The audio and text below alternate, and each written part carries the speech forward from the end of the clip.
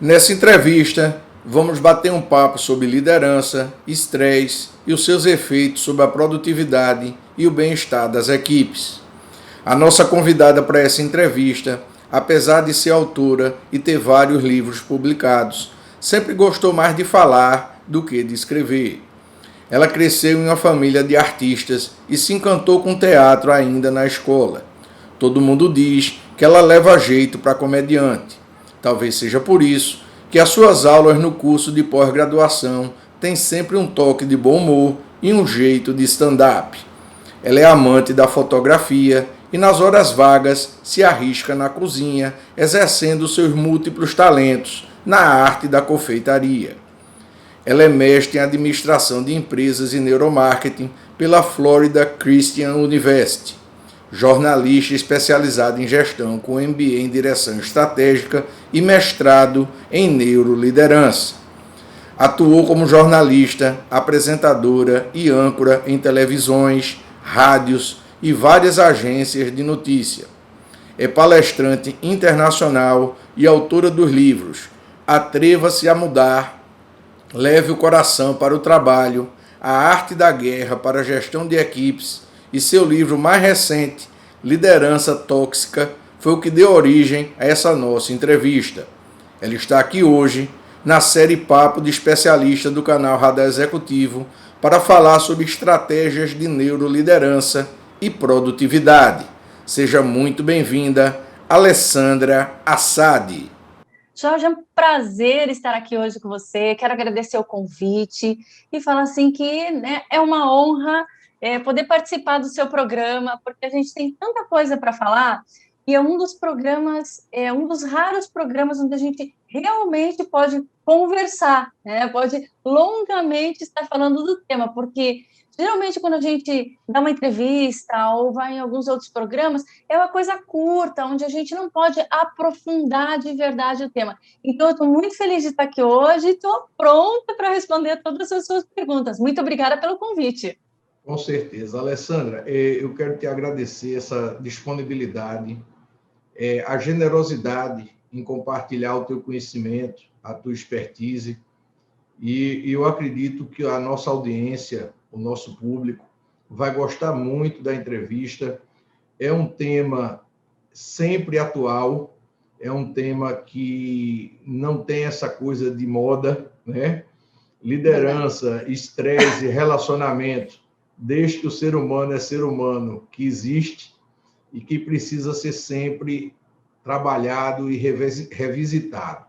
Antes da gente começar a entrevista mesmo, eu quero agradecer o apoio do marketing da editora Alta Books, que é a minha editora e também é editora da Alessandra, que conseguiu gerenciar esse encontro. E é pela editora Alta Books, eu quero começar já apresentando o livro da Alessandra, que deu origem a essa nossa entrevista aqui na série Papo de Especialista do canal Radar Executivo. O livro é esse aqui, Liderança Tóxica, está à venda nas grandes livrarias do país, tanto as online quanto as presenciais, e você pode encontrar o livro e ler. Eu recomendo, eu li o livro, eu tomo cuidado de ler todos os livros dos autores que vêm dar entrevista aqui no programa, para que a gente tenha pelo menos base para recomendar e falar, né? Então, vamos começar aí o nosso papo de especialista de hoje. Alessandra, quando eu li teu livro, muitos aspectos me chamaram a atenção. Primeiro, o embasamento científico, né? É muito denso, é muito completo. Agora, apesar de ser denso, não é cansativo, é uma leitura muito gostosa, muito leve. Eu devorei o livro em uma semana e eu recomendo demais a leitura do livro para todo mundo que é gestor e tem equipes que precisa gerenciar. E uma das coisas que me chamou a atenção foi o tema neuroliderança. Então, a primeira pergunta é essa: o que é neuroliderança e de onde surgiram os estudos e o conhecimento que serviram como base para dar sustentação a essa nova abordagem para a gestão de pessoas? Opa, adorei essa primeira pergunta, porque eu acho assim que a gente realmente tem que começar do início, né? E não adianta a gente começar a falar imaginando que todo mundo já sabe, já tem um conhecimento prévio sobre a questão da neuroliderança. Então, vamos lá, o que é neuroliderança, de onde surgiu tudo isso? A neuroliderança, ela é um campo interdisciplinar, tá, da ciência. Que ciência, né? Ciência que traz a base neural para que a gente possa entender melhor as práticas de gerenciamento. Então, ela é uma base do estudo do neuromanagement, ela é um bracinho do neuromanagement. E o que traz o neuromanagement? O neuromanagement, ele traz para a gente uma compreensão maior do comportamento humano, das melhores tomadas de decisão, fazendo o quê? Estudando o cérebro como um todo. Eu até trouxe aqui para mostrar, depois em algum momento a gente vai falar da compreensão melhor do nosso cérebro, porque quando a gente começa a compreender melhor o nosso cérebro, a gente começa a compreender melhor o que a gente pode fazer com ele, né? Não sob o ponto de vista anatômico, não estou falando de a gente estudar anatomia, mas estou falando da gente entender um pouco melhor como é que funciona esse negócio, porque eu fui estudar neuroliderança porque a liderança tradicional já não me trazia mais respostas novas para problemas antigos. E quando eu comecei a estudar neuroliderança, eu falei assim, opa, aqui tem um novo campo com novas respostas para problemas antigos. E quem foi que trouxe o conceito da neuroliderança? A primeira pessoa, o pai da neuroliderança, quem criou esse conceito, foi um norte-americano chamado David Rock. Foi ele que foi a pessoa que criou o conceito da neuroliderança. O David Rock, ele definiu neuroliderança como a ciência que estuda a arte de liderar. E por que ele definiu como a ciência que estuda a arte de liderar? Porque para ele liderar é uma arte, né? E ele fala assim que a liderança ela é uma arte que muda de local para local, porque você, por exemplo, não vai liderar da mesma forma, por exemplo, numa base naval, por exemplo, você não vai liderar da mesma forma que você lidera dentro de uma empresa privada. Então, a arte de liderar, ela muda dependendo do seu local de trabalho. Esse é o entendimento do David Rock. Por isso que ele definiu neuroliderança como a ciência que estuda a arte de liderar. Perfeito. Isso mexe muito com o nosso autoconhecimento, com a empatia e com a tomada de decisão. É verdade. Eu sempre brinco, eu digo que a gente deveria ter nascido com o manual do usuário, né? Porque o ser humano é muito complexo e quando a gente fala de neurociência é mais complexo ainda e deveria vir com o manual, né? Porque é muito difícil, né? Porque, como você falou, é muito de momento, é muito de uma questão espacial, né? De onde você está, qual é o país que você está, qual é o tipo de empresa. Então, quem pensa que liderança é uma coisa linear está muito enganado, né? Liderança não tem nada de linear, né? Eu acho que tem muitas curvas, tem muitas coisas pelo caminho. Alessandra, já no prefácio do teu livro, Liderança Tóxica, a gente encontra termos como esses: sintonia total, cérebros alinhados, pensamentos voltados para o mesmo objetivo e cumplicidade.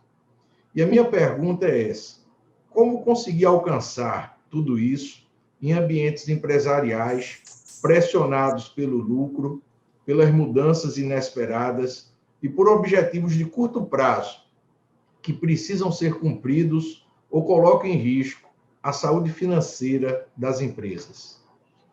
Muito difícil, né? Realmente é uma tarefa, assim, para maluco, né? Para doido. Por quê? Porque é quase que impossível a gente conseguir esse ponto de equilíbrio. Como fala Malcolm Gladwell, né? O ponto de equilíbrio. É muito difícil a gente conseguir esse ponto de equilíbrio. É realmente muito complicado. Mas, veja, o prejuízo... Sabe aquele ditado que fala assim, treinar os funcionários... se você treinar seus funcionários, eles podem te deixar, mas o custo de você não treinar pode ser muito maior. Eu pego a mesma lógica e falo assim, isso é quase impossível da gente conseguir fazer, mas não fazer traz um prejuízo muito maior. O que eu quero dizer com isso? Deixa eu explicar. O prejuízo, tá, das práticas insalubres de trabalho hoje é muito grande. Só para você ter ideia, custa ao sistema de saúde norte-americano milhões e milhões de dólares. Locais de trabalho nocivos, tá? Diminui o engajamento das pessoas, aumentam a rotatividade, reduz o desempenho e aumentam os custos, não só para os planos de saúde, mas também dentro da empresa, assistência médica, entre outras coisas. Inclusive, tem um livro que eu quero recomendar, que é da nossa editora, tá? Da nossa editora Altabooks, que traz dados fantásticos sobre isso, que nos convence a resposta dessa pergunta que você me fez, que é esse livro aqui, ó, que se chama Morrendo por um Salário, que é do professor Jeffrey Pfeffer. Eu sou uma admiradora dele, porque ele trata muito bem de diversos temas diferentes, o professor Jeffrey Pfeffer, e ele é da Universidade de Stanford. Os dados que ele traz, eu falo assim, Jorge, eu queria ter lido esse livro antes de escrever o meu. Uma pena que ele tenha sido lançado alguns anos depois do Liderança Tóxica. Porque sabe aquele livro que você lê e vai sublinhando tudo que tem no livro? Assim? Porque são dados que mostram o tamanho do prejuízo. Inclusive, tem alguns dados, poucos, mas tem alguns dados brasileiros, mas que fala assim, gente, o prejuízo é muito, muito grande. Então, hoje, nós temos aí práticas empresariais que não agradam nem o funcionário e nem o empresário. Então, a gente olha e fala assim, para onde a gente está indo? O que a gente está fazendo? Então, é interessante, veja só, olha que coisa interessante. Hoje nós desenvolvemos métricas para medir o nosso progresso em sustentabilidade ambiental, mas a gente não está fazendo isso para medir a sustentabilidade humana dentro das empresas. Então, quer dizer, a gente olha tanto para uma questão que, veja, não acho que não seja importante, deixa eu deixar claro isso, acho que sustentabilidade é uma coisa importante, mas não adianta a gente querer falar de sustentabilidade ambiental se a gente não está olhando para a sustentabilidade humana que tem dentro da nossa empresa. Né? Tem pessoas sofrendo, tem pessoas... Eu penso o seguinte, em primeiro lugar, a gente pode começar fazendo uma gestão mais humanizada. Isso é uma coisa que a gente pode fazer e que não tem custo nenhum, fazer uma gestão mais humanizada. A gente só precisa de um pouquinho mais de sensibilidade por parte dos líderes. Só. Isso não tem custo. Isso só precisa fazer com que as pessoas se preparem um pouco mais para estarem em cargos de alta gerência. Só. Porque o que acontece? Jorge, muitas empresas foram crescendo, que tiveram uma economia favorável, foram crescendo, e muitos líderes se tornaram líderes não porque tinham predisposição à liderança, mas se tornaram líderes porque a empresa foi crescendo e o jeito de crescer, ninguém olhou para o cara e falou assim, esse cara tem talento para liderança ou pensaram numa carreira em Y. Muitas pessoas técnicas acabaram crescendo porque só tinha como crescer para cima. E aí o cara cresceu, se tornou líder sem ter a mínima noção do que era liderança, ou porque era cargo de confiança da empresa, N motivos. E o cara cresceu, se tornou chefe, vamos falar assim, né? Se tornou chefe, nem necessariamente líder. Muitos não têm culpa até, porque eles não sabem liderar, eles só sabem dar ordem, ou eles têm ainda resquícios daquela gestão da década de 80, onde manda quem pode, obedece quem tem juízo, e assim caminha a humanidade, né? E aí vem uma nova geração que tem noção do que é liderança, estuda a liderança para ser gerenciado, para ser liderado por este líder. Aí essa geração ela fala assim, escuta, o que é isso? Você ficou louco? Você começa a gritar comigo? Isso é assédio moral? Isso é falta de respeito? E aí começa o conflito que a gente nem pode chamar de geração. Né? É um conflito gerencial. É um conflito de princípios, é um conflito de valores. Aí o cara olha para o quadrinho que está lá dentro da empresa e fala assim, escuta, você já leu aquilo ali?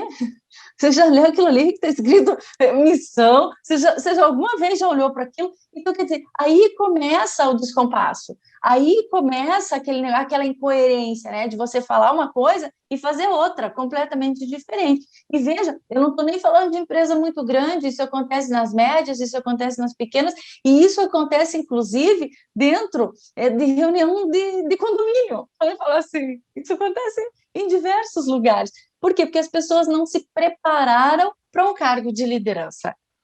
Olha, isso que você acabou de falar, eu me lembrei o meu início de carreira. Eu acho que eu fui exatamente dessa geração que caía de paraquedas no cargo de líder, né? Cara, você um dia você estava na equipe e no outro dia o cara virava para você e dizia, vai que é tua. Uhum. Eu caí assim também. Eu também, comigo foi a mesma coisa. Só que aí a gente, né, foi estudar. A gente foi. Um pouco aconteceu da gente aprendendo com a vida, mas fomos buscar, né? Mas muita gente não tem essa coisa, vou buscar, vou aprender, vou fazer.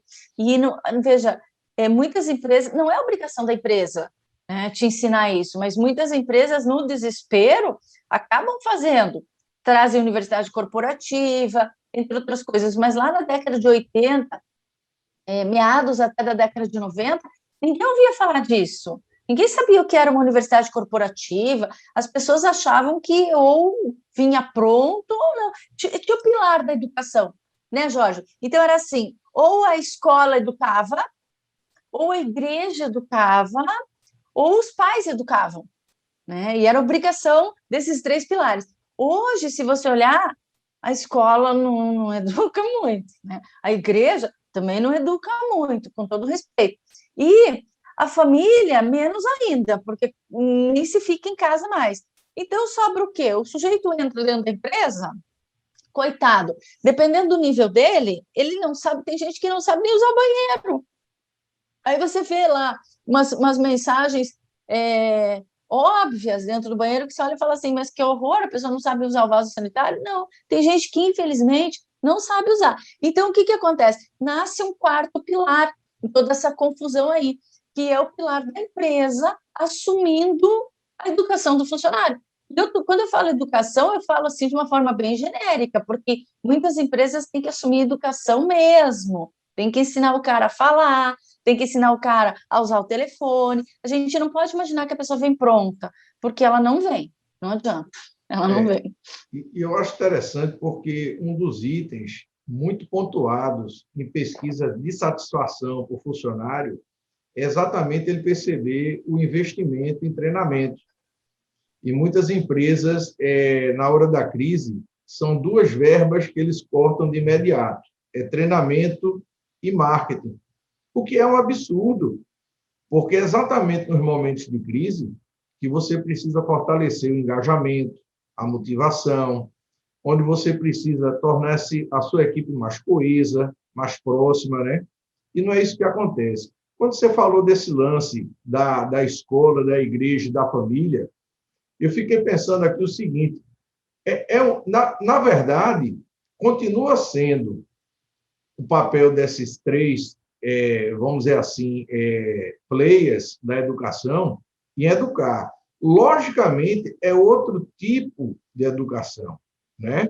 É outro Sim. tipo de formação. Porque quando você chega na empresa, você precisa lidar com outras demandas, né? Você precisa lidar com outros ambientes que são muito complicados. Agora, voltando a esse lance do líder, eu vejo as empresas ainda investem muito nos parâmetros técnicos, em treinamento da área técnica, que logicamente são importantes, mas eu vejo um gap ainda muito grande numa formação, como você falou, humanista, numa formação mais completa. Eu sou fã dos gregos, e eu acho que a visão do grego sobre formação, que é aquela formação integral, né? Física, mental, emocional e até espiritual, precisa estar em alinhamento. E hoje é muito complicado, né? Você vê as empresas aí, eu brinco que tem empresa vendendo almoço para pagar a janta. E é complicado o cara conseguir fazer. Mas me diga uma coisa, ainda nessa pergunta, qual seria dicas simples para que um líder, apesar desse ambiente que a gente falou, de cobrança, de meta, de tudo isso, pudesse realmente, pelo menos, tentar melhorar o seu padrão de liderança e o seu relacionamento com a sua equipe. Veja só, antes de falar da dica, Jorge, eu queria só fazer um comentário. Quando você fala dessa formação integral, eu até me arrepiei aqui, né? Porque é tão importante essa formação integral. Eu até entendo, às vezes, veja o desespero do empresário, né? Porque às vezes ele olha para aquelas planilhas de Excel, né, e fala assim, não dá, eu não consigo fazer nada disso. E, por outro lado, nós vemos cases de empresas, eu acho que o que falta um pouco, é fácil falar, né? É fácil falar, mas o que falta um pouco é de ousadia, de arrojo dentro de algumas empresas. Já falo das dicas, tá? De arrojo dentro de algumas empresas. A gente vê, por exemplo, em plena crise da Europa, a gente nem pode falar que a Europa saiu da crise, mas teve assim, aquele ápice da crise, onde a gente tinha lá a Grécia em primeiro lugar e a gente tinha a Espanha em segundo lugar. Não sei se você se lembra desse ápice da crise, que a Espanha estava assim, explodiu na crise. A gente tem uma rede de supermercados, a gente tem, porque ela ainda existe, uma rede de supermercados na Espanha que se chama Mercadona. Talvez você conheça a rede Mercadona, são mercadinhos pequenos de bairros, mercadinho pequenininho de bairro. E o que aconteceu com a rede Mercadona? Eles, enquanto o PIB, tem até um gráfico do estudo desse case, enquanto o PIB da Espanha, eles compararam no gráfico, o PIB da Espanha descia e o gráfico de crescimento da rede Mercadona subia. Quanto mais o PIB da Espanha descia, mais o gráfico. Eles abriam cerca de 3 lojas a cada 10 dias na Espanha, que é um país pequenininho, né? Na Espanha, que é um país pequenininho. Então, aí as pessoas se perguntam, mas como eles fizeram isso? Como eles conseguiram crescer tanto em meio a uma crise generalizada, né? E eles explicaram muitas coisas que têm a ver, não com neuromarketing, mas com a base neural. Por isso que eu quero explicar isso. Veja, apesar de ser um mercado pequenininho, o que eles fizeram? Eles criaram muitas portas de saída e entrada dentro do supermercado. Para quê? Para que as pessoas ganhassem tempo. Hoje a gente vê nas lojas só uma porta de entrada e uma porta de saída, que faz com que isso congestione. Dentro de um mercadinho de bairro, as pessoas vão fazer o quê? Olha, vamos pensar na base do nosso negócio. A gente tem que pensar em coisas simples. Eu sempre falo assim, Peter Drucker, que foi o pai da administração, apesar de as ideias dele terem valido muito para aquela época, ele já falava assim, gente, para os problemas mais complexos, as soluções mais simples. O que uma pessoa busca no mercadinho de bairro? Ela vai lá para resolver o problema rápido. Faltou um ovo em casa, faltou uma margarina em casa, ela vai correndo fazer isso. Então, ela tem que entrar rápido e sair rápido. Então, eles fizeram isso. Abriram portas em diversas, assim, do lado de cá, do lado de lá, para que ela possa entrar rápido e sair rápido. Outra coisa que eles fizeram, eles não tinham mais do que 2 opções de cada produto, 2 opções de marca de cada produto. Por quê? Porque o nosso cérebro, ele fica confuso quando você tem muitas opções de coisa. Quando você tem que escolher demais, nosso cérebro faz confusão. Por exemplo, quando a Coca-Cola fez aquele lançamento que foi trágico no mercado, né? Você quer a Coca-Cola de vanilla, você quer Coca-Cola Light, você quer Diet, você quer isso, quer aquilo. Aí o sujeito olha e fala assim, me dá um Guaraná? Por quê? Porque isso faz confusão no nosso cérebro. Eu mesma, quando vou numa confeitaria, que eu adoro confeitaria, quando tem aquele monte de doce, eu não sei qual escolher. Meu marido olha para mim e fala, você parece uma barata tonta, escolha rápido, escolha, a pessoa está ali esperando. Eu falo, calma. Eu falo assim, daqui a pouco eu volto. Eu falo assim, porque eu não sei o que escolher. Sabe, faz uma pressão na gente, e isso não é bom para o nosso cérebro. O que eu quero dizer isso? Com isso, você que é empresário, facilite a vida do teu consumidor. E o que a rede Mercadona fez? Pegou os funcionários e nunca investiu tanto em treinamento. Eles investiram milhões de euros em treinamento. Não só com os clientes internos, mas também com os fornecedores. Eles fizeram cálculo, olha onde eles chegaram. Eles pegaram um fornecedor de vinho, eles começaram a calcular, pegaram uma embalagem de vinho e calcularam quanto de ar que aquilo proporcionava dentro do caminhão, que o caminhão carregava. Eles falaram assim, gente, o caminhão está carregando muito ar. Eles falaram, como assim o caminhão está carregando muito ar? Sim, essa embalagem dentro do caminhão está tendo muito ar. Por quê? Porque essa embalagem está muito folgada dentro do caminhão. Nós poderíamos carregar, são formas de economizar, nós poderíamos carregar muito mais vinho se a gente mudasse essa embalagem. Aí eles foram propor para o fornecedor mudar a embalagem. Aí o fornecedor falou, escuta, vocês estão loucos, a gente está numa crise desgraçada, nós não vamos mudar a embalagem por causa de vocês. Ele falou assim, não, a gente não está falando para vocês mudarem a embalagem, nós vamos investir na mudança de embalagem. Porque só o que eles ganharam carregando mais vinho, a economia que eles tiveram mudando a embalagem, carregando mais vinho, foi assim absurda. Então, quer dizer, é você olhar lá na frente, você pegar o desespero, tá?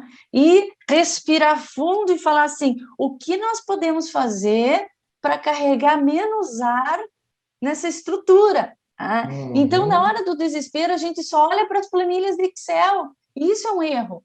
É sair um pouco do escritório e olhar o que está acontecendo. Como aqueles programas Undercover Boss mostram para a gente, né? Quantos dos líderes que saem das planilhas de Excel e vão olhar o que está acontecendo em campo falam, meu Deus, se eu soubesse disso antes, quanta coisa eu teria feito diferente. Mas não, a gente fica preso nas planilhas de Excel. Então, por favor, não fique tão preso. As planilhas de Excel, elas são importantes, mas não fique tão preso nelas, tá? E aí que a gente vai achar o ponto de equilíbrio. Agora, vamos às dicas que você me pediu para a gente não fugir do que você me pediu, né? Vamos lá, então.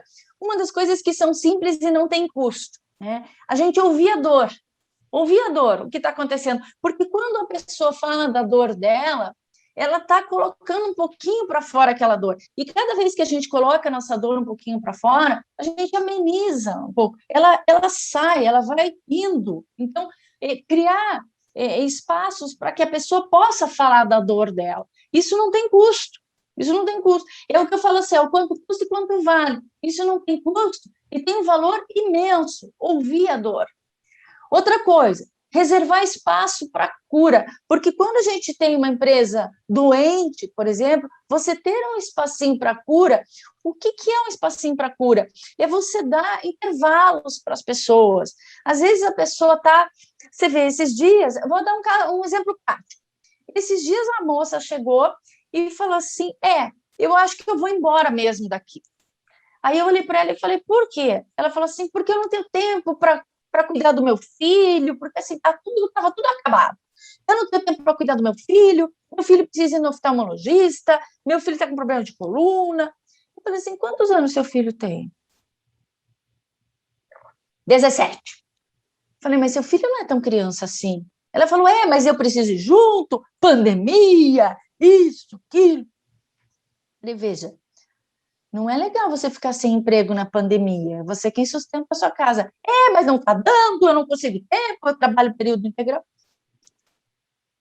Falei, escuta, o problema é levar seu filho ao médico, é isso? Falei, e se a gente te desse esse tempo para você levar seu filho ao médico? Mas isso é impossível, ninguém nunca me deu essa oportunidade.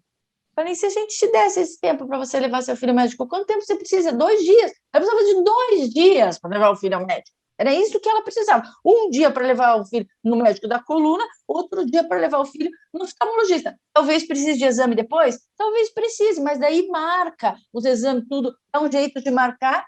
Enfim, é resolvível, né? É resolvível. Aí ela pegou e falou assim, será que dá certo? Fui lá, falei com o chefe. Mas é só isso que ela quer? Eu falei, só isso que ela quer. Aí resolvemos a situação e o chefe dela chegou para... Porque é chefe, né? Chegou para mim e falou assim, eu estou desconfiado que ela vai pedir a conta. Eu falei, por quê? Porque nunca vi ela tão solícita. Aí eu falei assim, deixa eu te falar uma coisa, ela só queria levar o filho dela ao médico. Era só isso. Tá? Então, ela está solícita porque ela está feliz. É só por isso que ela está solícita. Ela só queria levar o filho dela ao médico. Então, às vezes, Jorge, é aquilo que eu te falei da sensibilidade, tá? Então, reservar esse tempo para cura. ela precisava desse tempo para cura. Tá? Outra coisa que a gente pode fazer, amortecer essa dor. Tá? Porque quando a gente amortece a dor das pessoas, tá? O que é amortecer a dor? Vamos imaginar que é conversar com as pessoas, né? Mas só o líder verdadeiramente preparado, ele consegue fazer isso. Pegar a dor da pessoa, tirar dela e jogar no mar.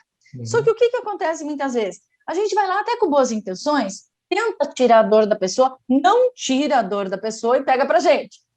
Quantas vezes você, ou você que está nos assistindo, já tentou tirar a dor de alguém e pegou para você?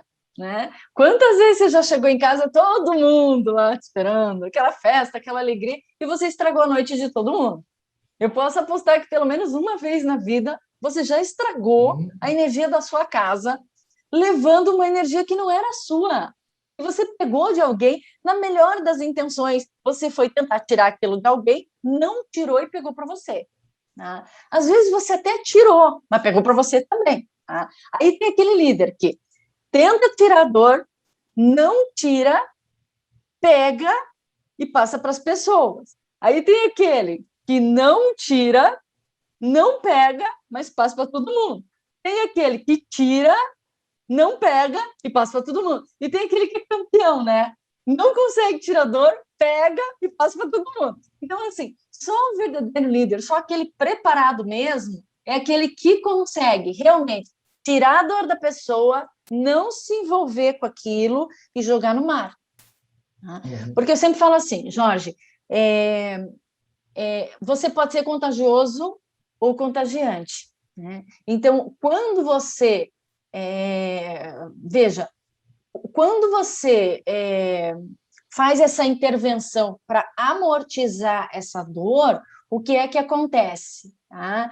Essa habilidade de um líder de manipular essa dor pode ser contagiosa ou contagiante. E isso afeta uma organização inteira. Então, esta habilidade é que vai mostrar o quanto esse líder está preparado. Então, amortecer essa dor é uma coisa importante também.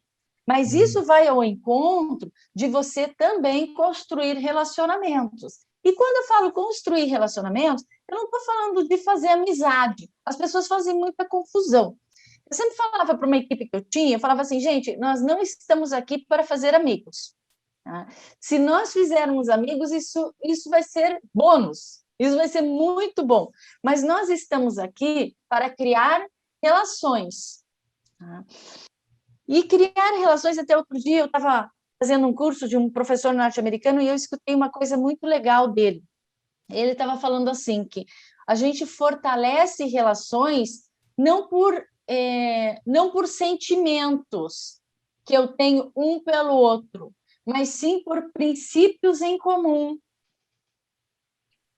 Então, isso é o que faz a gente fortalecer as nossas relações, não pelo que eu sinto por você, mas pelo que nós sentimos pelo objetivo comum, que nós temos em comum. E eu achei muito interessante isso que ele falou, porque aí todos juntos nós podemos transformar essa dor. Agora, um dos maiores perigos que a gente sofre, tá, dessa manipulação é você se tornar tóxico a si mesmo, porque se você não souber fazer isso com competência, você pode ser a esponja que absorve tudo isso para dentro de você. E isso pode ser muito perigoso. Perfeito. Quando você falou da confeitaria, que eu sei que é um dos seus hobbies, eu tenho uma dica muito prática de todo bom diabético. Quando eu vou na confeitaria, eu escolho um de cada e está resolvido o problema. Você come um de cada, leva para casa, faz alguma coisa, esconde e vai. Né? Quando você estava falando, eu estava lembrando uma coisa. A gente vem passando por algumas mudanças no modelo de liderança e parece que as palavras, a nomenclatura que qualifica líder e liderado vem acompanhando essas mudanças. Se a gente for olhar um pouco para trás, as pessoas que trabalhavam na equipe há algum tempo atrás, eram chamados de subordinados. Ou seja, ele estava abaixo do líder e ele era subordinado ao poder do líder. Né? Aí evoluiu um pouco e o cara virou colaborador. Ou seja, você está lado a lado, colaborando com os objetivos que aquela liderança está compartilhando com você. E hoje, a gente chegou numa fase que eu acho muito interessante. Hoje você tem seguidores. O líder tem seguidores. São pessoas que seguem ele, inclusive fisicamente. Eu conheço muita liderança que muda de empresa e leva a equipe. Verdade. Os caras vão atrás dele para onde ele for. Né? Inclusive, isso é muito comum na área comercial, que é onde eu construí a minha carreira. Né? Então, eu acho isso interessante. Eu queria só também deixar claro para o público, quando a Alessandra fala de dor, é dor no seu sentido mais amplo. É o desconforto, é o conflito, é a insatisfação, é o desânimo, a falta de engajamento, a intolerância. Tudo isso gera dor, desconforto. E esse desconforto precisa ser trabalhado. E eu concordo totalmente com você nessa questão do líder precisar estar preparado para isso. Tem muita gente que está vendo a gente aqui que vai dizer, pô, agora eu vou ter que ser psicólogo, psiquiatra, pô, já tem um monte de coisa para fazer e agora eu vou ter que cuidar disso. Meu querido, isso sempre fez parte do papel do líder. Apenas agora a ciência está dizendo que isso é um fato. Mas lidar com as dores sempre foi papel de um grande líder, desde que liderança é liderança. Né? Acontece que, talvez, o diálogo, a conversa, aquele momento para desabafar, para falar, tenha ficado mais escasso por conta das situações de crise e de problema que as empresas vivem. Né? Mas, se você quer diminuir a crise, meu amigo, você precisa preservar a saúde da sua equipe. Né? Senão ela não enfrenta o desafio. Né?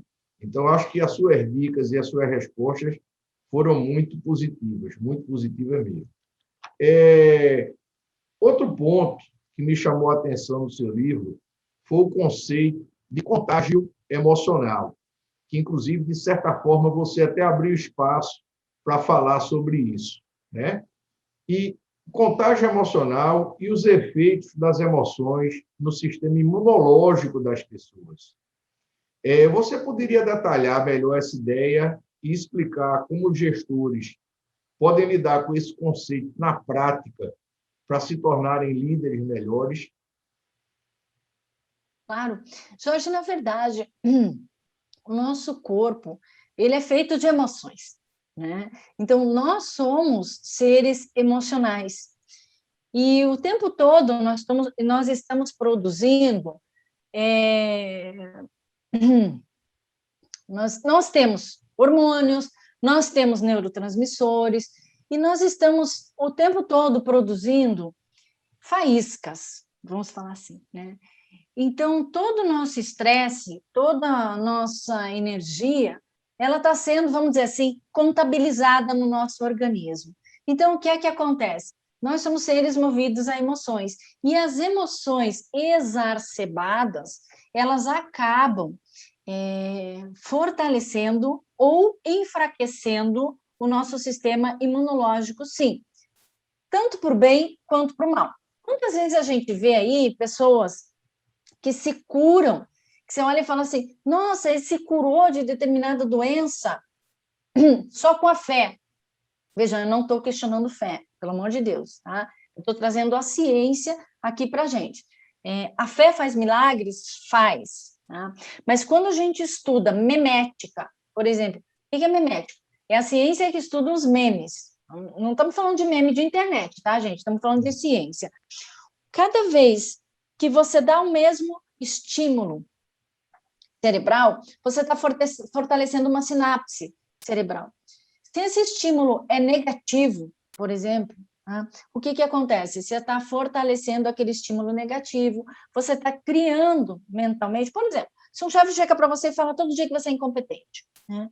Por mais que você saiba que você não é, mas se todo dia está dando aquele estímulo para você, todo dia, isso vai te enfraquecendo. Isso vai te enfraquecendo.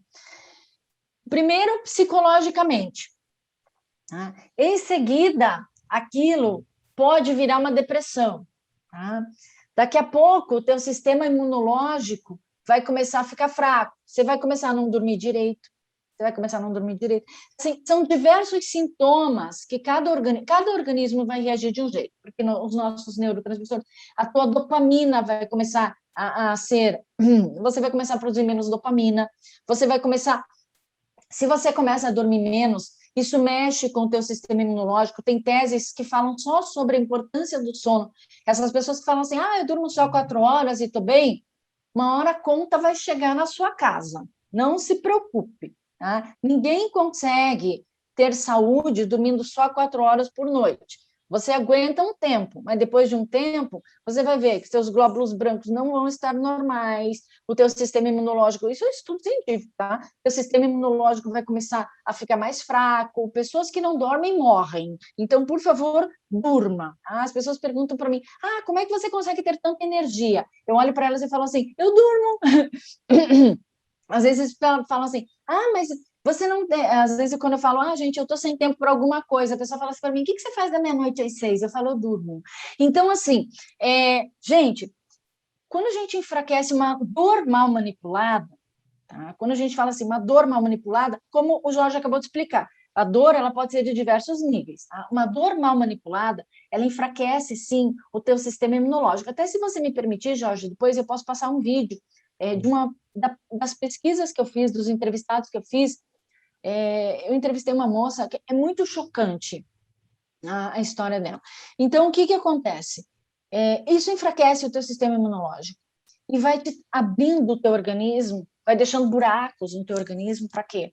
Para qualquer doença entrar. Pode ver, quando você está muito estressado, você passa na frente de um ventilador, pega uma gripe, começa a ter fungo, aí você olha e fala assim, mas eu nunca tive isso, por que estou tendo isso agora? Teu nível de estresse talvez esteja alto demais. Né? Tem alunos que chegam para mim, Jorge, sempre empresários, né? Ou que são donos de empresa, ou que trabalham em empresa, mas muito comum pessoas que são lideradas. Chegam para mim e falam assim, tá me caindo o cabelo sem parar, ou eu tô com gastrite, eu tô com isso, tô aqui. Um chegou para mim e falou assim, 34 anos, eu tô no meu segundo infarto. Eu falei, com quantos anos você teve o primeiro? Faz 2 anos atrás. Ele fala assim, meu trabalho é de muita pressão, eu trabalho no mercado financeiro, é de muita pressão. Aí eu olhei para ele e falei assim, você já pensou em mudar? Né? Ele falou assim, eu não posso, eu tenho família, eu tenho isso, eu tenho aquilo. Então, as desculpas são as mais variadas. Encontrei ele algum tempo atrás, né? Ele estava ótimo, ele estava com muita afeição. Né? Eu falei para ele, escuta, como é que está a tua saúde? Ele falou assim, eu estou ótimo, eu nunca mais tive nem problema de coração, meu médico me deu alta. Eu falei, mas o que aconteceu? Ele falou assim, saí da empresa que eu trabalhava. Então, assim, sabe, as pessoas melhoram, assim, absurdamente. Uma outra aluna também estava com um problema de acne horrível, assim. O rosto dela, coitadinha, dava pena, né? Dava pena mesmo. Ela parecia uma adolescente. Sabe aquelas coisas com pus, assim, no rosto? Tipo, dava até uma certa agonia de ver aquilo. Aí encontrei ela, falei assim, nossa, como seu rosto tá bonito, né? O que você fez? Ela falou assim, mudei de emprego. Então, assim, coisas que a gente vê que as pessoas passam em determinadas empresas, porque estão sofrendo por causa daquela dor que aquela empresa causa nela. Mas deixa eu deixar claro o seguinte, não é a empresa, tá? Não é a empresa. Porque às vezes a pessoa gosta da empresa que ela trabalha. Mas são os líderes que estão lá. Porque 84% das pessoas que pedem demissão, Jorge, não pedem demissão das empresas que trabalham. Pedem demissão dos seus líderes diretos. Então, isso significa que uma empresa boa com líder ruim faz menos retenção de talento do que uma empresa ruim com líder bom. Então, quer dizer, veja a importância do líder em todo esse processo de retenção de talento. Teve uma... Mas eu quero deixar isso aqui bem claro, até como experiência pessoal, nós sempre temos escolha. Resta saber que escolha a gente vai fazer. A escolha a gente sempre tem, né? E muitas vezes a gente deixa de fazer determinada escolha que vai lhe beneficiar, vamos dizer assim, vai beneficiar a sua vida, a sua família, de uma série de sentidos, porque você tem medo das consequências dessa escolha. E eu também gostaria até de deixar esse testemunho. Não tenha medo das consequências. Você vai precisar gerenciar essas consequências ao longo do tempo. Se você ficar pensando em tudo que vai acontecer e que pode acontecer se você tomar determinada escolha, você não vai tomar essa escolha nunca. Eu brinco muito. É feito casamento. Eu tenho um amigo meu que namora e é noivo de uma menina, já está há 12 anos com ela. Está enrolando já, né? E fica dizendo assim, não, porque eu estou esperando o melhor momento, que a gente precisa ver isso. Falei, cara, é o seguinte, casamento não tem melhor momento. Entendi. Melhor momento é o seguinte, quero casar, você casa, velho, e pronto. É feito filho, estou esperando o melhor momento para ter filho. Não tem melhor momento. Nunca. Não tem melhor momento. Eu estou esperando um momento mais favorável. Não tem momento mais favorável. A hora da ação é hoje, é agora. Então, você precisa agir para quebrar o ciclo, né? Eu sempre fui da área comercial, eu fui gestor comercial, eu cuidava de uma área que era do Acre à Bahia, isso há 30 anos atrás, porque a Radar Executivo, a minha empresa, tem 27 anos. E eu fui executivo antes de abrir a minha empresa. E eu lhe digo isso por experiência, e eu fui um líder tóxico. Eu não percebia o tamanho do mal que eu fazia para a minha equipe naquela época. Eu tinha resultados fantásticos de venda. Inclusive, eu dou esse depoimento em alguns treinamentos meus.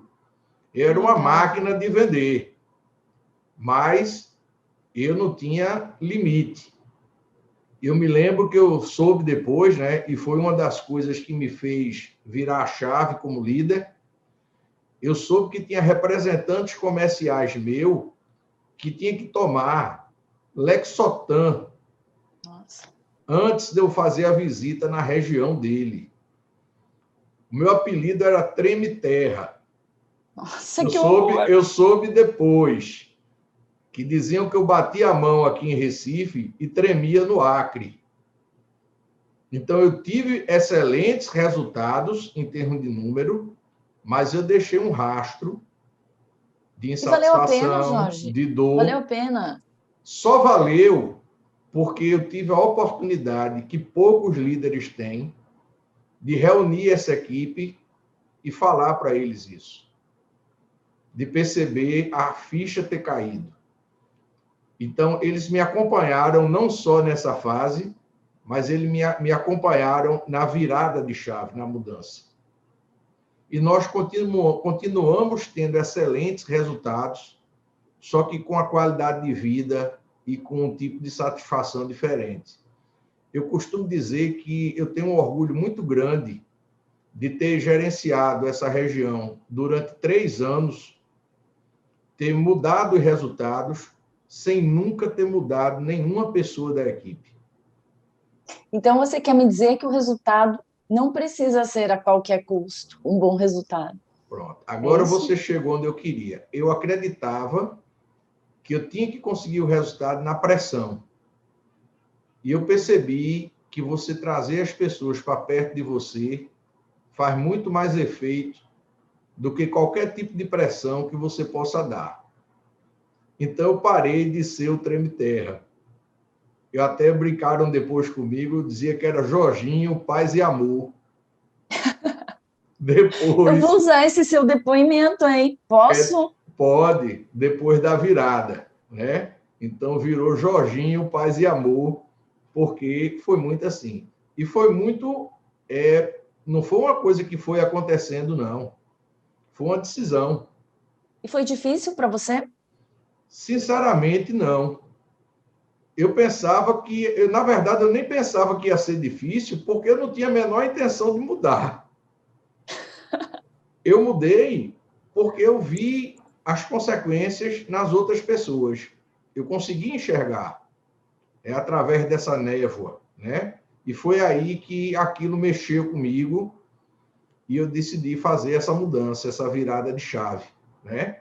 Então, é muito bom ter resultados, é muito bom bater meta, mas você precisa entender que toda meta tem um custo a ser pago. Seja um custo financeiro, seja um custo emocional, seja um custo físico em termos de saúde. Então, você precisa saber qual é o preço que você está pagando para conquistar as suas metas. Eu acho que isso tem um peso grande, grande mesmo. Eu não podia deixar de dar esse depoimento, porque ele veio várias vezes à minha cabeça durante a leitura do seu livro. E eu digo, cara, eu vou falar porque eu acho que vale a pena, até para ajudar algumas pessoas que possam estar passando por isso, né? Muito obrigada, Jorge. E pode usar muito o depoimento, obrigada. Sim. Lendo seu livro, ficou muito claro para mim que existe um descompasso biológico entre a arquitetura neural do cérebro humano, que ainda guarda vestígios, né, de um ambiente ancestral pré-histórico, onde lutar e fugir eram as duas únicas opções, né, para a sobrevivência. Como é que nós, como seres humanos, nesse atual ambiente de trabalho dentro das empresas, como é que a gente pode lidar com esses impulsos, com essas trilhas mentais, com esses instintos que ainda estão dentro da gente, fazem parte do nosso código, né, ancestral, e que às vezes aflora, né? Tem o territorialismo, tem a questão de ocupar espaço, tem a questão da concorrência, a disputa.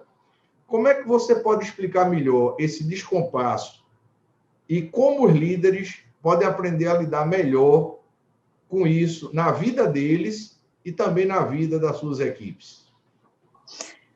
Jorge, é muito boa essa pergunta. Gente, vocês estão vendo, esse daqui é um cérebro de tamanho natural, tá? Vocês estão vendo, coitadinho, né, do nosso cérebro. Este cérebro, ele tem a mesma formação de 80, 100 mil anos atrás. Tá? Só que 80, 100 mil anos atrás, o homem, ele só saía para caçar, era mecanismo de luta, fuga, sobrevivência. Era para isso que o homem usava o cérebro, coitadinho, né? Então, ele não tinha as preocupações que nós temos hoje no mundo atual. E aí o que aconteceu? 100 mil anos se passaram e o coitadinho do nosso cérebro continua igual, sob o ponto de vista físico. Né? Só que o mundo não continua igual. O mundo mudou absurdamente. E o nosso cérebro não acompanhou essa mudança nessa velocidade. Então, o mundo mudou drasticamente. E o nosso cérebro, pobrezinho, não. Então, o que acontece? De vez em quando, ele faz isso daqui. E é isso que explica a gente ter, às vezes, uns faniquitos, assim. Por quê? Porque o nosso cérebro não acompanha essa quantidade toda de informações, tá? Diferente do que o homem das cavernas tinha. Então, é muito comum essa competição que acontece no nosso cérebro, dessa evolução social, tecnológica, biológica, e infinitamente mais demorada que aconteceu. Então, é um descompasso que existe entre os dois. O cérebro, ele não foi preparado para isso, para esse descompasso. Então, existe esse gap, né, entre o nosso cérebro de 100 mil anos atrás e ele foi se adaptando. Tanto é que o cérebro, dizer que ele não evoluiu nada é mentira. Ele passa por uma evolução, só que a evolução dele é muito mais lenta do que a evolução do mundo. Tá? Então, os sistemas neurais, eles são diferentes do sistema que a gente vive nesse mundão.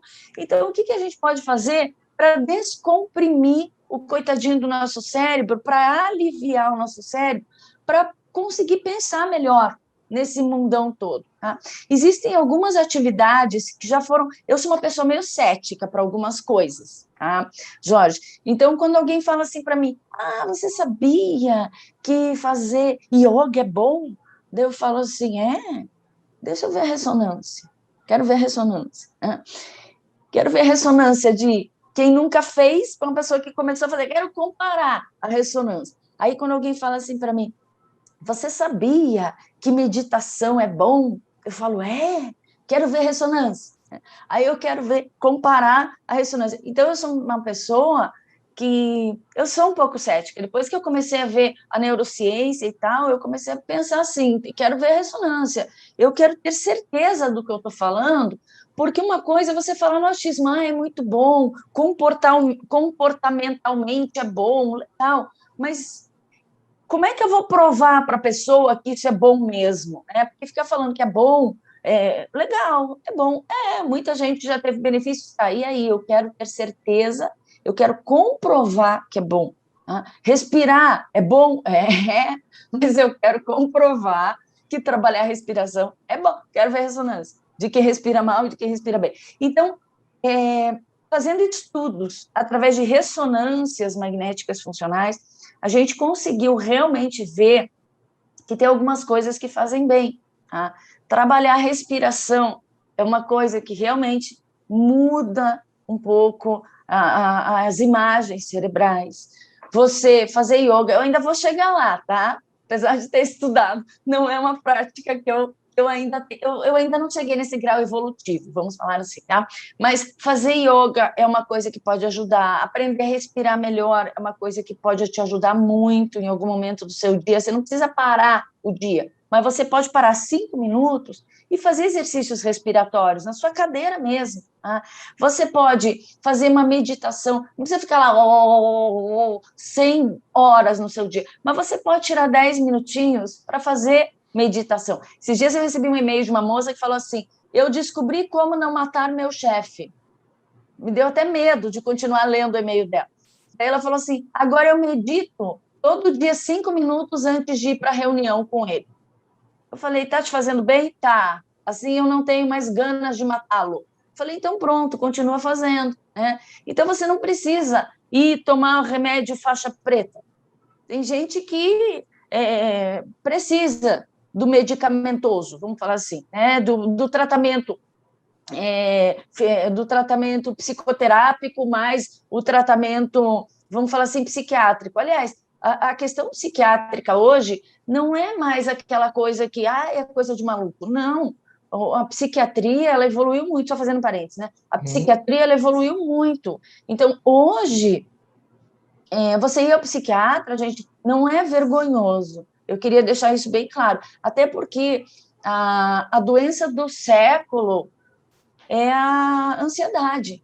E os brasileiros, eles têm um nível de ansiedade um pouco maior do que do resto do mundo. Então, o médico que vai conseguir te receitar, se a sua ansiedade for patológica, o único médico que vai conseguir te receitar algo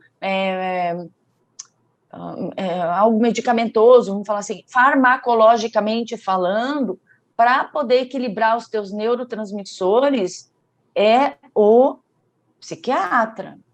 Então, não fica indo em qualquer outro médico, porque nem o psiquiatra vai te acertar de cara isso. Ele vai te dar um primeiro remédio, vamos ver o que vai acontecer, aí se precisar vai trocar. Então, assim, é o psiquiatra. Algumas pessoas começam o tratamento com um tratamento com terapia. Ajuda e, às vezes, até resolve. Mas alguns precisam da combinação, tá, entre a psiquiatria e a psicoterapia.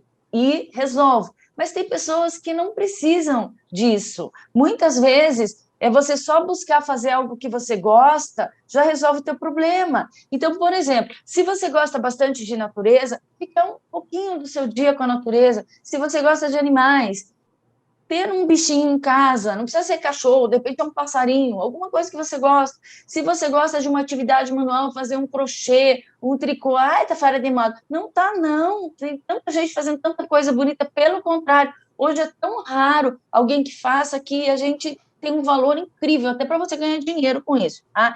Então, assim, atividades manuais, Tem gente que gosta de dançar, vai dançar. Tem gente que gosta de instrumentos musicais, vai tocar instrumento musical. Vai fazer alguma coisa que você gosta. Ai, tanta gente que corre na rua, mas tem gente que corre só porque é moda. Se você odeia correr, não adianta você ir correr, porque isso não vai aumentar suficientemente a tua dopamina, tá certo? Então, você precisa de coisas que te dopaminize, vamos falar assim, mas de uma forma não fake, tá? E te faça isso de um jeito feliz, realmente. Eu descobri isso na confeitaria. Eu resolvi, isso me dopaminiza. Quando eu estou nervosa, eu vou para a cozinha e faço um doce. Aí não tem ninguém que coma, aí eu vou lá me entupo de doce e começa a virar uma bola. Mas, enfim, é isso, gente. Busque alguma coisa que te dê muito prazer na execução da tarefa, para gerar equilíbrio entre os teus neurotransmissores. Isso é extremamente importante para qualquer ser humano. Então, trazendo a dica agora, Jorge, essas dicas são de ouro. Às vezes você não tem, vai no carro, escuta uma música que te acalma e você vai ver que o teu organismo já vai absorver isso de uma forma diferente. Isso é dica de ouro, tá, gente? Isso que você falou é interessante. E você vai falando, a gente vai lembrando das nossas válvulas, né, de escape. Eu trabalho ouvindo música. Tem muita gente que tem dificuldade de se concentrar em qualquer barulho. Eu sou o contrário. Eu trabalho com o Spotify é ligado direto, então eu trabalho ouvindo música todas as vezes, exceto, óbvio, quando eu estou gravando ou editando vídeo, porque é impossível. Mas quando eu estou escrevendo roteiro, quando eu estou escrevendo um artigo, quando eu estou trabalhando em um novo livro, é 100% do tempo ouvindo música. E aí vai do jazz ao rock, vai tudo, né? Que então, legal. Isso é uma válvula de escape interessante. Minha esposa olha para mim e faz, como é que você consegue trabalhar com esse barulho dentro da sua cabeça? Eu digo, não é barulho. Para mim, é um ruído de fundo que me ajuda a raciocinar. Pois é. É um ruído de fundo. E o lance do sono, né? Eu trabalho nas madrugadas, né? Eu acordo sempre às 3h30 da manhã e o meu horário mais produtivo é de 3h30 da manhã às 8h30, 9h. Mas você dorme cedo? Mas eu durmo cedo e eu tenho o costume, o hábito da siesta, né? Que eu sou descendente de espanhóis e árabes, então eu tenho o hábito. Como eu trabalho há muitos anos que eu trabalho home office, que para mim foi uma das melhores decisões que eu tomei na minha vida, né? Então, sempre depois do almoço, eu durmo 40 minutos, 1 hora. Então, isso recupera a minha energia, isso trabalha minhas ideias para o turno da tarde, né? E eu sempre alterno atividades. Eu nunca fico fazendo a mesma atividade o dia todo. O dia inteiro. Eu pesquiso... Essas pausas são muito importantes. Eu paro para ler, depois eu vou editar vídeo, depois eu marco para gravar, depois eu vou escrever. Eu nunca faço a mesma atividade por horas a fio, porque eu percebo que meu desempenho cai, né? Meu desempenho cai. Então, essa palavra que eu falei agora, percebo, é importante. Cada um tem um ritmo, né?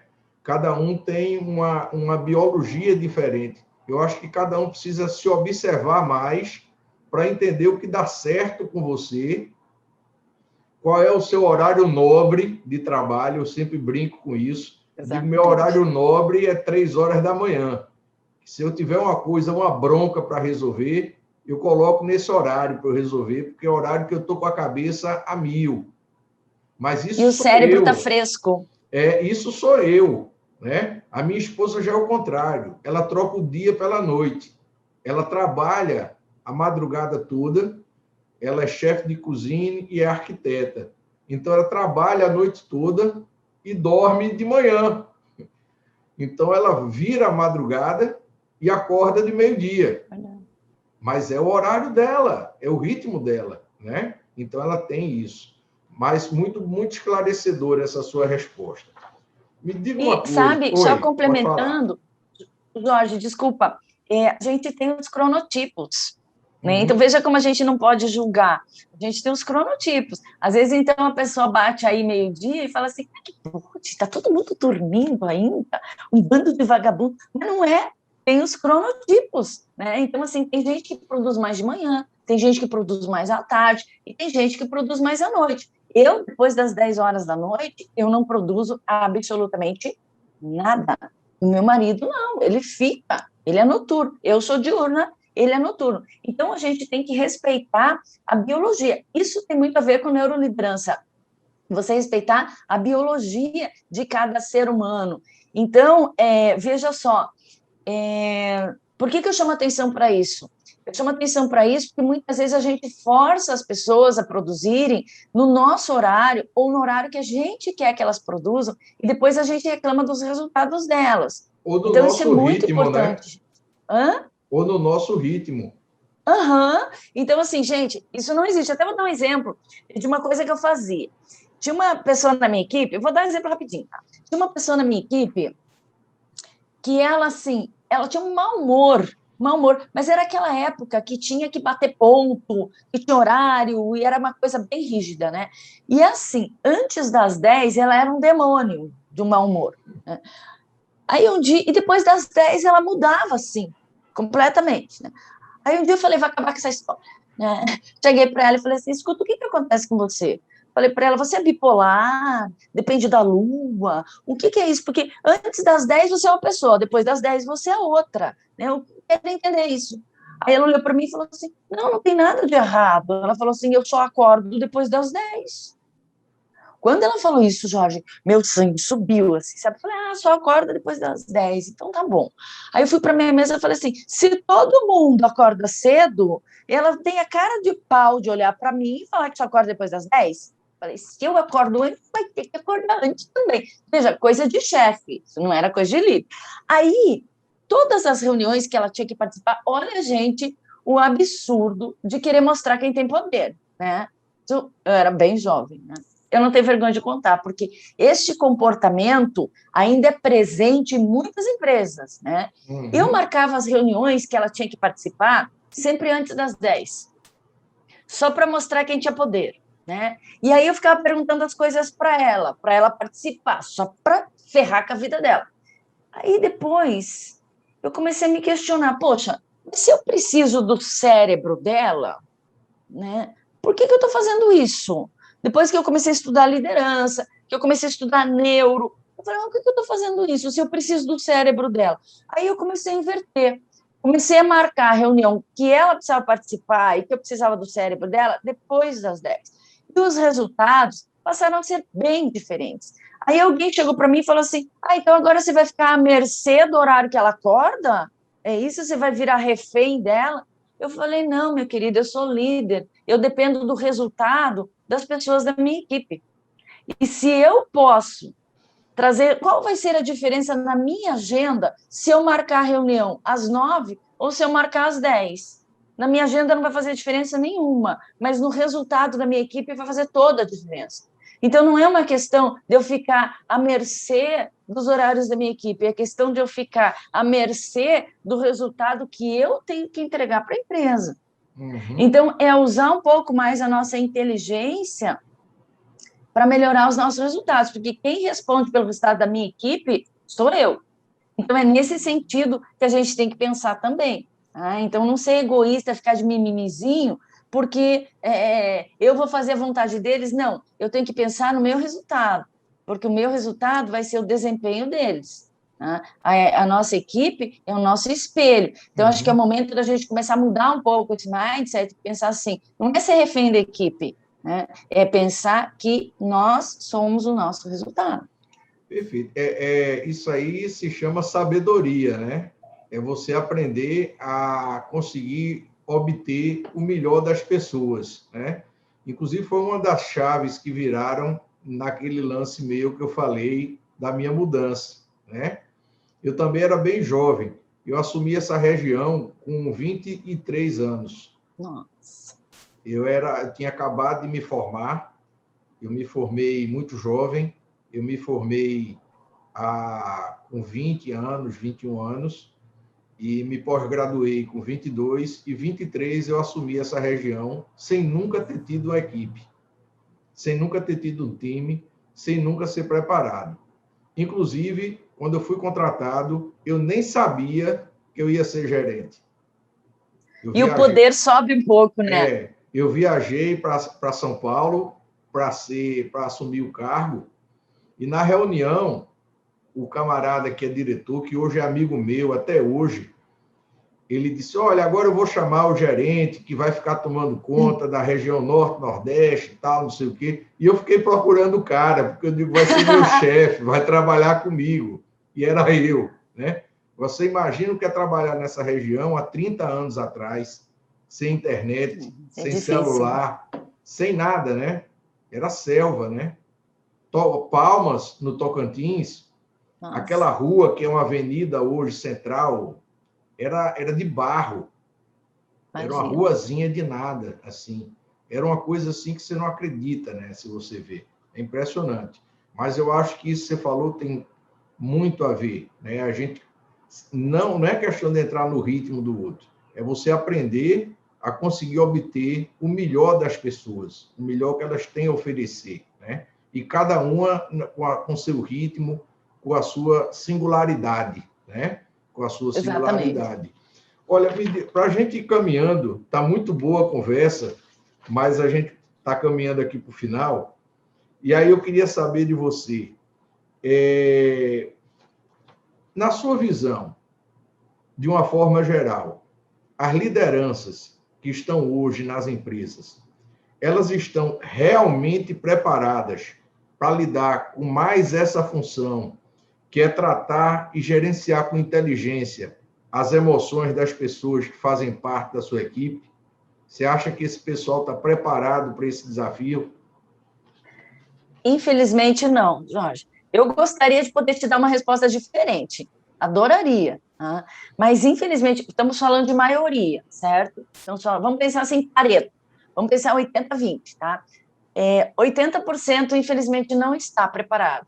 Por quê? Porque durante muito tempo houve aquela coisa assim de que emoção é algo proibido dentro da empresa, né? Então, vamos guardar nossas emoções da porta para fora. Então, a emoção é proibida. Virou tabu durante muito tempo, virou tabu. A gente ainda tem esse resquício do tabu das emoções dentro da empresa. Ah, quer chorar? Vai chorar fora da empresa. Quer sorrir? Vai sorrir fora da empresa. Então, assim, ainda existe esse tabu de que emoções ainda são mimimi. Apesar de existirem também mimimi. Então, muitos líderes ainda não sabem diferenciar emoções de mimimi. Então, quando eu falo de emoções, muitas vezes nas minhas palestras, muitos líderes vêm na defensiva e falam assim, você está querendo dizer que eu tenho que ficar o dia inteiro gerenciando mimimi? Eu falo assim, não, é preciso entender a diferença entre emoção e mimimi, tá certo? Eu não estou falando para você ficar na porta do banheiro vendo quem chorou ou quem deixou de chorar. Eu estou pedindo para você entender o que está acontecendo com a sua equipe. Porque se você não entender o que está acontecendo com as emoções da sua equipe, se você não entender o quanto as emoções são importantes, você não vai saber avaliar resultado. Então, não adianta a gente querer achar que da empresa para dentro a pessoa tem que ser uma coisa e da empresa para fora ela tem que ser outra. Saber gerenciar essas emoções é o que vai trazer a diferença para você enquanto líder. Pense nisso. Sem dúvida. E para a gente fechar aqui o nosso encontro, que a gente teria conversa aqui para várias horas ainda, né? E, sem dúvida nenhuma, está sendo muito esclarecedora a nossa conversa. E eu queria lhe fazer a última pergunta. Como autora, que legado você deseja deixar para os líderes e para as suas organizações, com tudo que você escreveu e compartilhou no seu livro Liderança Tóxica? Ai, difícil, né? Mas vamos lá. Gente, eu quero dizer o seguinte, o líder, ele não precisa ser super-herói. Isso é uma coisa importante, porque às vezes o líder olha e fala assim, meu Deus, eu tenho que fazer isso, eu tenho que fazer aquilo, eu não consigo fazer tudo isso, eu não consigo ser super-herói. Mas vem cá, você não precisa ser super-herói, você não precisa ser perfeito. Entenda uma coisa importante, o líder, ele só precisa de uma coisa, ele só precisa ser humano. E quando eu falo ser humano, eu estou falando sobre todos os aspectos. Um líder precisa ser humano. De toxicidade, todos nós temos um pouquinho, todos nós somos um pouquinho tóxicos, tá? Então, o que nós precisamos fazer? Saber detectar o nosso nível de toxinas, porque as toxinas, elas estão em absolutamente todos os lugares. Quanto mais discernimento a gente tiver, quanto mais a gente entender sobre isso, quanto mais for o nosso nível de autoconhecimento, quanto mais a gente entender como é que como é o funcionamento do cérebro, melhores serão as nossas decisões, melhores serão os nossos princípios de gestão de pessoas. Então, a gente precisa só disso, entender que somos seres humanos e que estamos o tempo todo gerenciando seres humanos também. Tá? Então, se as toxinas estão em toda parte, você pode optar por ser contagioso ou por ser contagiante. Eu olho e falo assim, toxina, sai desse corpo, você não pertence a mim. Entre ser contagioso e ser contagiante, eu escolho ser contagiante. Segue esse caminho e vai embora, porque assim você terá muitos seguidores. É isso que a gente precisa no dia de hoje. Deixa um legado. Se você for contagioso, você só vai deixar doença. Para você deixar um legado, seja contagiante. É isso que o mundo precisa. Se o mundo precisa disso, as pessoas que estão em volta de você precisam muito mais. Com certeza. Olha, Alessandra, eu quero agradecer demais o teu desprendimento, mais uma vez, como eu disse, a tua generosidade Obrigada. De compartilhar. Eu que agradeço. Muitas pessoas podem estar vivendo situações desse tipo nas suas empresas e muitas vezes não sabem como reagir e como tratar esse problema. E, com certeza, aqui na entrevista, várias luzes podem ter se acendido, né? Uma porta pode ter se aberto, e eu acredito que quem está nos assistindo vai ter várias oportunidades de talvez sentar com a sua liderança, falar com ele de uma forma diferente, abordar o problema de uma maneira mais aberta e, quem sabe, até conseguir resolver e voltar a ser produtivo. Então, eu agradeço muito a sua presença aqui no programa e, com certeza, o nosso público, a nossa audiência que nos escuta, que nos acompanha, compartilhe a entrevista, assista, deixe seu comentário aqui no canal. E o nosso trabalho é esse, compartilhar conhecimento ao invés de estar compartilhando fake news. Canal Radar Executivo, você conectado no mundo empresarial. Mais uma vez, Alessandra, muito obrigado. E obrigado. Eu que agradeço. E obrigado a você que nos acompanhou na entrevista até agora. Nos vemos no nosso próximo encontro.